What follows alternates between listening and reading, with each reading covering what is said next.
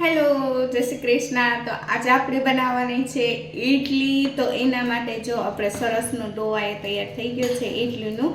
અને આપણે છે ને બધા વાટકામાં તેલ પણ લગાડી લીધું ને બસ હવે આપણે આમાં રાખી અને સ્ટીમ થવા માટે આપણે આને મૂકવાનું છે. તો મસ્ત ઇડલી બનાવે. હાલો પછી ઇડલી બનાવીને તમને બતાવું. મેં છે ને સંભાર બનાવવા માટે બધું સામાન લઈ લીધું છે. જો બતાવજો, આમાં છે આપણે સૌથી પહેલાં તુરની દાળ છે, ચણાની દાળ છે ને સાથે આમાં ડમ સ્ટીક નખાય છે, પણ મારા પાસે એ અત્યારે નથી એટલે મેં એના બદલે છે ને આપણે ગુવારનું નાખ્યું છે. અને ડુંગળી અને પછી આપણા માંડવીના બી આ બધાને બાફી લેવું પછી એનો સંભાર વઘારશું.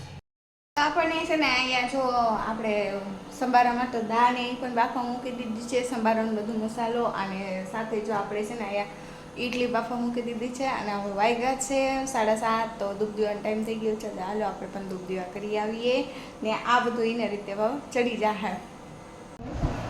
જો આપણે બની ગઈ ઇડલી. જો આ છે ઇડલી, સરસ એવી ફૂલી ગઈ છે ને આ છે આપણો સંભારો. બેસવાની તૈયારી છે ખાવાની.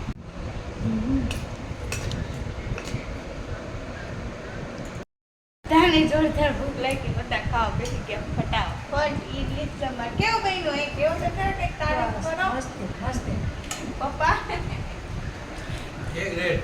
તમે કેવું લાગ્યું? મસ્ત. હા, તો તમને પણ લાઈક શેર અને સબસ્ક્રાઈબ કરતા ભૂલતા નહીં.